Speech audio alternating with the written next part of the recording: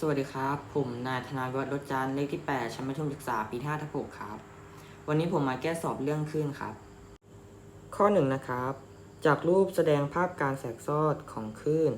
ผิวน้ำที่เกิดจากแหล่งกำเนิด R พัน S1 และ S2 มี P เป็นจุดบนเส้นถ้า S1P เท่ากับ10เซนติเมตรและ S2P เท่ากับ6เซนติเมตรถ้าอัตราเร็วของคลื่นทั้งสองเท่ากับ32เซนติเมตรต่อวินาทีแหล่งกำเนิดทั้งสองมีความถี่เท่าใดจากโจทย์หาความถี่นะครับโดยเลือกใช้สูตรปฏิบัตินะครับโดยจากสูตรนะครับ s1p ลบ s2p เท่ากับ n ลบ1/2คูณด้วยแลมด้านะครับจากโจทย์นะครับเราก็จะแทน p s1p เท่ากับ10เซนติเมตรลบ s2p เท่ากับ6เซนติเมตรเท่ากับ1ลบ1/2คูณแลมด้านะครับก็จะได้เป็น4เท่ากับ1/2แลมด้าย้าย2ขึ้นไปคูณนะครับแลมด้าก็จะเท่ากับ8เซนติเมตรครับจากนั้นเราจะหาความถี่นะครับโดยใช้สูตร v เท่ากับ f แลมด้าโดยเปลี่ยนสูตรเป็น f เท่ากับ v ส่วนแลมด้าจากโจทย์นะครับก็จะให้อัตราเร็วของคลื่นทั้งสองมาเท่ากับ32เซนติเมตรต่อวินาทีนะครับก็จะกลายเป็น32ส่วน8 f ก็จะเท่ากับ4เฮิร์ตซ์นะครับแล้วก็จากข้อ2นะครับจากโจทย์นะครับก็จะให้เชือกเส้นหนึ่งยาว3เมตรด้านหนึ่ง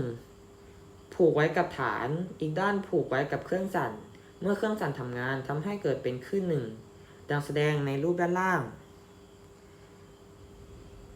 โดยโจทย์นะครับให้หา a คือจงหาประมาณความยาวของความยาวคลื่นนะครับเราก็จะหา a กันก่อนนะครับโดยเราจะใช้3ส่วน5นะครับกับ 0.6 แลมด้านะครับ 0.6 คูณ 2หน้าของเราก็จะเท่ากับ 1.2 นะครับความยาวคลื่นของเราก็จะเท่ากับ 1.2 นะครับข้อ B นะครับคำนวณความถี่ของคลื่นนิ่ง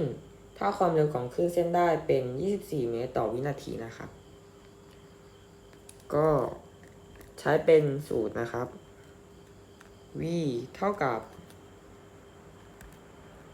f แลมด้าย้ายสูตรนะครับ f เท่ากับ v ส่วนแลมด้าก็จะกลายเป็นแทนสูตรนะครับ24ส่วน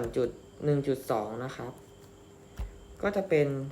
240ส่วนด้วย12นะครับ f ก็จะเท่ากับ